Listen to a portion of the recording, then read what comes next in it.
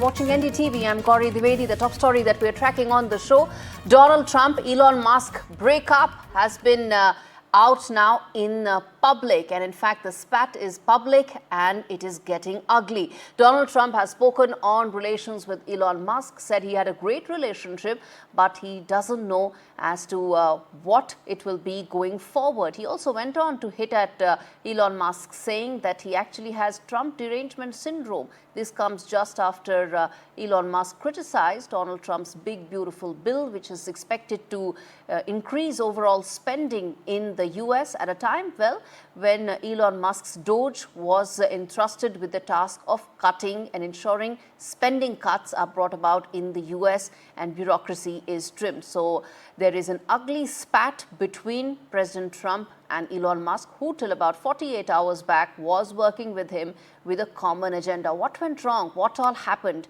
And what is likely to be the future course of action? I'm going to get in my colleague Vishal, but before that I want to play out this soundbite of Donald Trump on a breakup that is getting public and very ugly. Look, Elon and I had a great relationship. I don't know if we're well anymore. I was surprised because you were here. Everybody in this room practically was here as we had a wonderful send-off. He said wonderful things about me. You couldn't have nicer. Said the best things. He's worn the hat. Trump was right about everything. And I am right about the great, big, beautiful bill.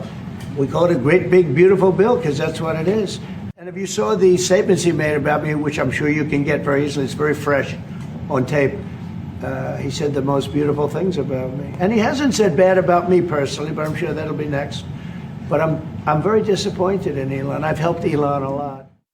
All right, the spat is getting ugly because of that big, beautiful bill. And let's get in Vishal Vivek to talk more on this. Vishal, you've been covering every aspect of this very interesting turn of events that have taken place in the last 48 hours, isn't it? But neither of the two men hold back when it comes to airing their sentiments, isn't it?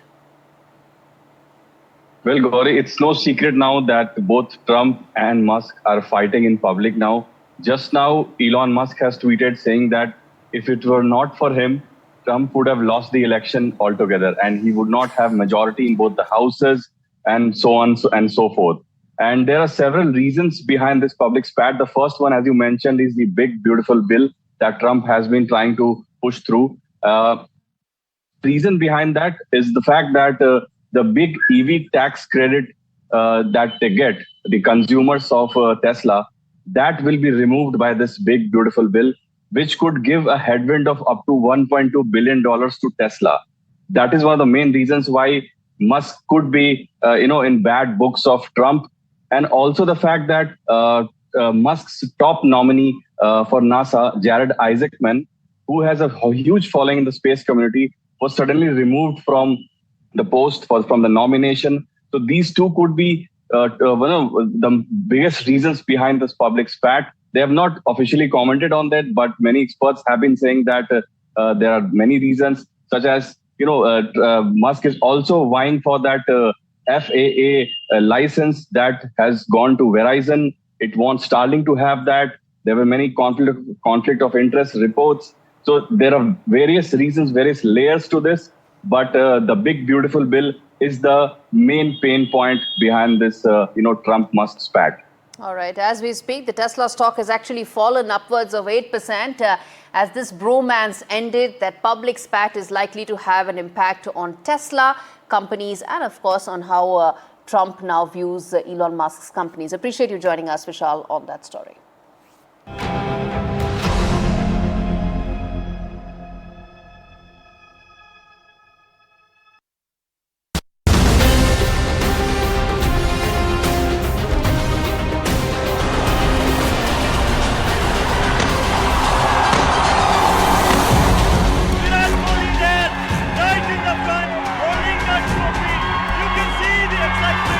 You can see the crowds that have gathered.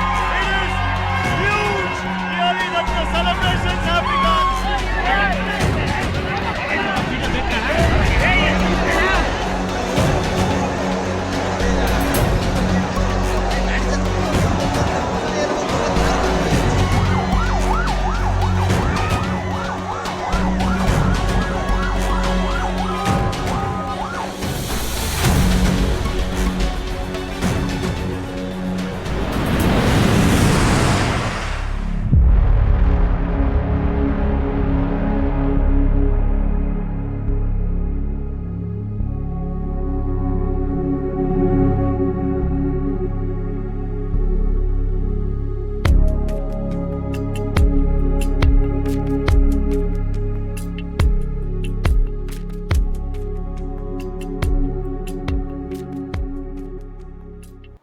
The Karnataka government on Thursday took strong action against the police officials allegedly responsible for the Bengaluru stampede, suspending several high-ranking officials, including police commissioner. Addressing a press conference, Chief Minister Siddaramaiah also announced a one-man commission to probe into the lapses that triggered the deadly stampede. The latest update is that Shivakumar Singh has now been appointed as the new police commissioner of Bengaluru. Let's play out some of those important sound bites, but first up of the Chief Minister.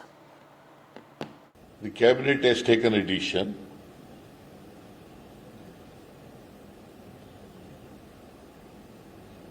to suspend Deputy Commissioner of Police, Assistant Commissioner of Police and CPI and Additional Commissioner of Police and Additional Commissioner of Police and who is in charge of the stadium and Commissioner of Police of Bangalore City. In the stampede, 13-year-old Divyanshi lost her life, and her father said to NDTV that the daughters had banged on the barricade and no first aid was available, and it was a complete mess. The father of the victim also asked that why was it that the entire event couldn't have been planned better, and the failure of the system that costed his daughter's life. Let's play out that interview.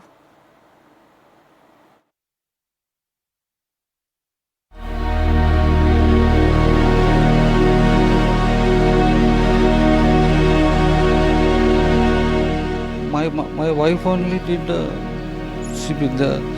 CPR. In the spot only almost 90% she was injured. We waited in the police station for 4 hours to file the FIR.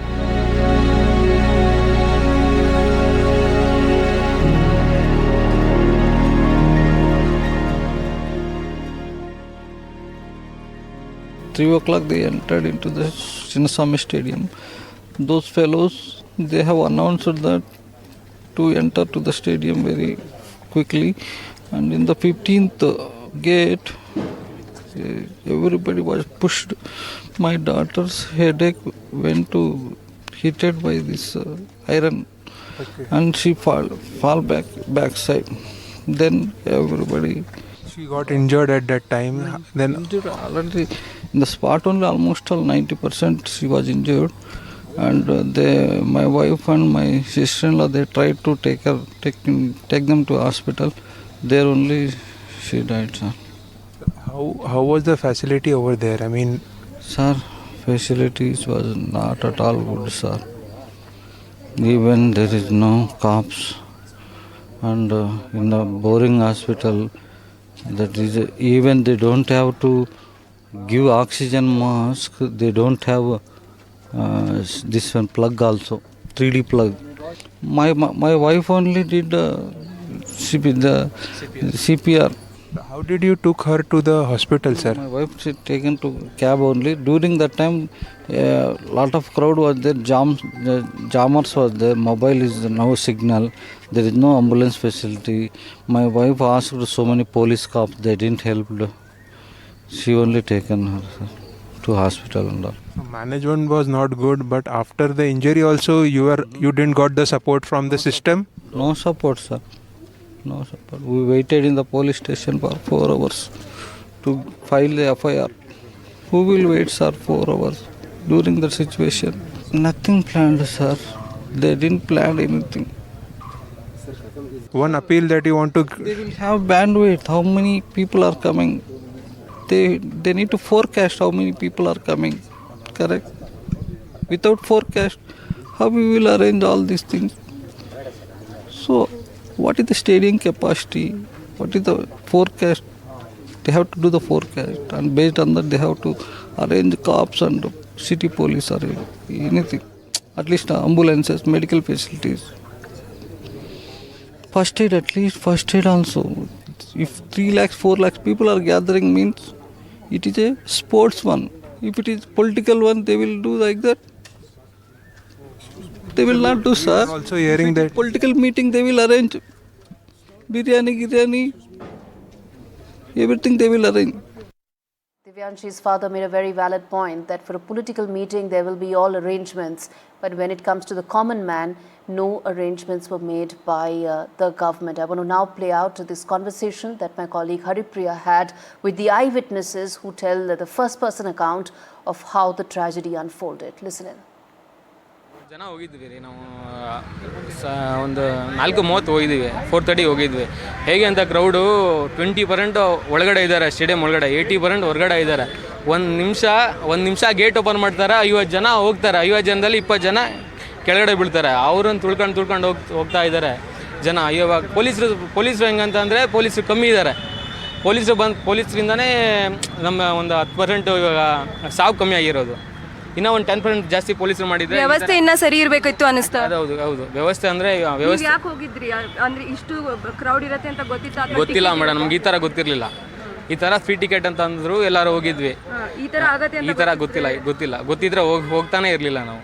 This is Manoj, who was there at the Chinnaswamy, outside the Chinnaswamy Stadium yesterday, wanting to watch the celebrations. What he says that the crowd was immense there. The gate was being opened for a minute, and then 50 people were rushing in, wherein many of them were just falling, and people were just not aware of what is happening. They were stepping over each other, and he says that the management could have been better. The police failed to control what was happening because of the magnitude of it, and he said that if there was better management and if they knew better of the kind of arrangements that have been made, they would have never made it out. And some of his friends also had some small injuries happening to them. Brother-in-law अभी वो कैसे है, उनका क्या condition है और क्या हुआ उनके साथ कल? नहीं, एक्चुअली गए थे वहाँ पे सब मिल के, सब उन लोग फ्रेंड लोग के साथ में गए थे, बट वहाँ पे कंट्रोल चूक गया. पुलिस वगैरह सब थे, उसके बावजूद भी कंट्रोल चूकने के बाद ये हादसा हुआ. उतना कुछ मेजर ये नहीं है, माइनर इशू है, थोड़ा ठीक हो जाएंगे. ऑलरेडी आज डिस्चार्ज भी हो जाएंगे, जो भी है रिकवर भी हो चुके हैं. वो वहाँ पे अनफॉर्चुनेटली जो नहीं होना था वो हो गया, बस उतना ही. कंट्रोल नहीं हुआ ना, वो हिसाब से हुआ है. और कुछ हाँ थोड़ी बहुत लगी है, बस उतना ही.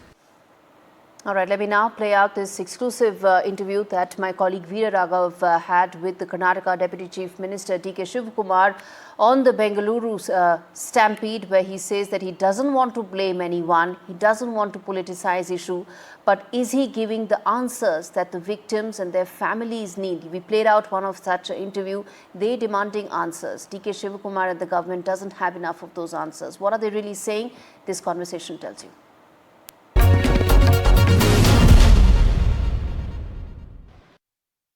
Joining me now is Deputy Chief Minister D.K. Shivakumar, who sent out an extremely emotional message in the morning. It must be a difficult time for you, given that there was so much joy. It was all organized in eagerness, and then it all turned into a tragedy. See, I can't express the pain what I'm suffering. We never expected this would happen. But the entire state was watching this event. We are very sorry. I don't want to find fault with some others or politicalize this issue, what BJP and JDS is doing. But we have to rectify what has went wrong. It is our bound duty. At the same time, the family is our family. All of them, they are part of our family. We are very much disturbed on this issue. We will join with them on all occasions on this grief. So some court issue is already going on. Let me reply to speak to you later.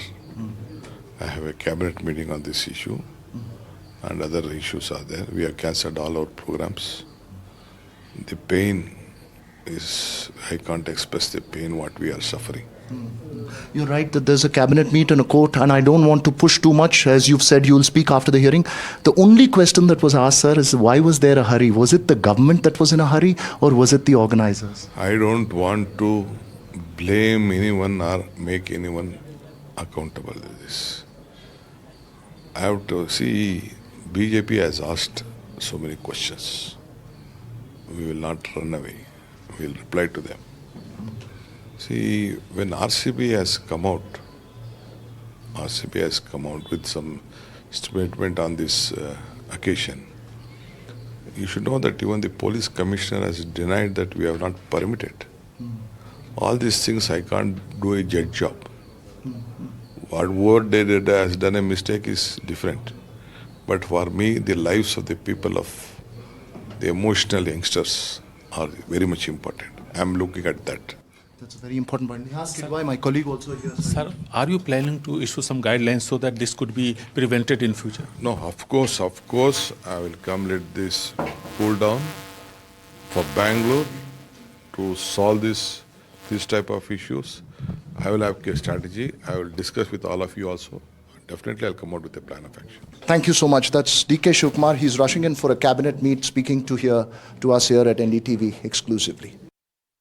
All right, so what really happened at Chinnaswamy Stadium? There have been questions to the BCCI as well. Karnataka State Cricket Association is also in the dock. So what really happened? What are the lessons that need to be learned? And where does the buck really stop? BCCI Secretary spoke to my colleague Ratnadeep in terms of what can be done, how celebrations should be done whenever there's a tournament win like this. This is exactly what all he said and the lessons that are to be learned. This interview and this conversation tells you more on that. Listen in.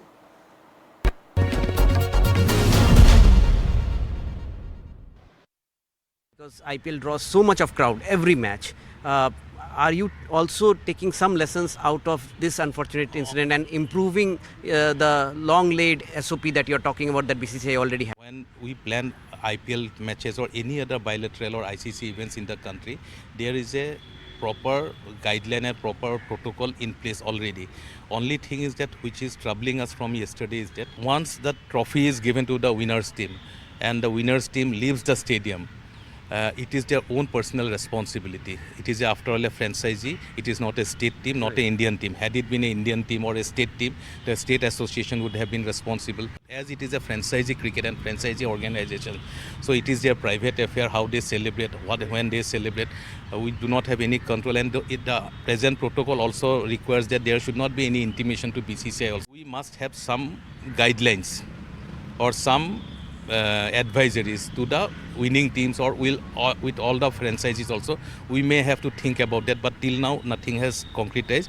But this has been an eye-opener for us. This incident has taught lessons not only to the authorities in Karnataka or the franchisee, but also BCCI will take some lesson from this incident so that we frame some policies, some guidelines, some advices in future time so that celebrations should also be done through a structured way, through a guided principle.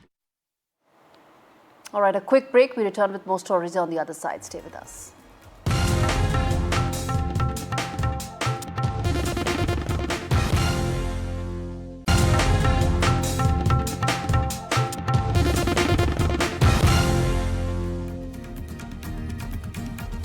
Welcome back. You're watching NDTV. Shifting focus now to the all-party parliamentary delegation led by Shashi Thakur on Thursday that had an excellent meeting with the United States Vice President J.D. Vance in Washington, D.C., where the meeting was about briefing him on Operation Sindoor and the terror threats that India has been facing, as well as the regional security apparatus and concerns regarding India and the entire region.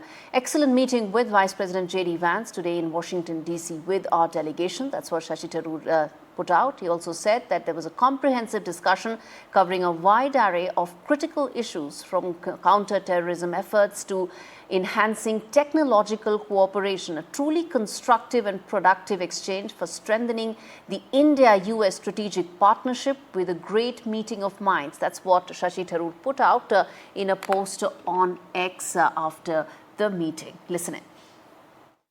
It was an excellent meeting. I'm very pleased that the Vice President was so warm and welcoming and receptive.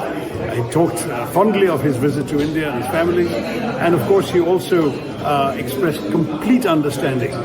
First of all, outrage of what happened in Pahalgam and support and respect for India's restrained response in Operation Sindoor and the fact that India had every right to do what it did. All of that was very clear.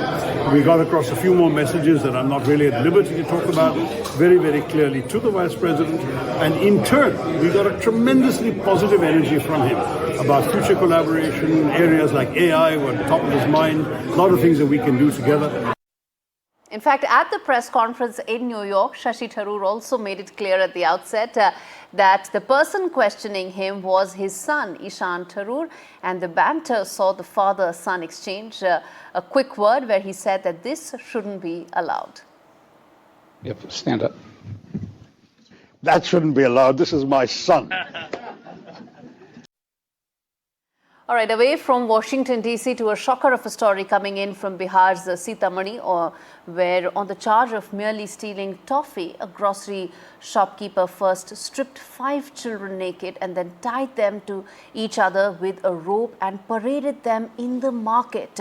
Not only this, the shopkeeper also smeared the faces of these children with saliva. The video is going viral on social media. Local people are demanding action against the shopkeeper, but the police have not taken any action because no complaint has been lodged so far in this matter. Children stealing toffee, and this is what they are subjected to. All right, turning attention now to a very important story. E-commerce giants may be in for trouble as the government is planning to sue some of them over non-certified products being sold over their platforms. As per highly placed sources, top names in the e-commerce sector, which is Flipkart, Amazon, Walmart, Amazon, Big Basket, Myntra, may all face government action. What could that be? The specific charges against them, my colleague Sesa Sen has all those details.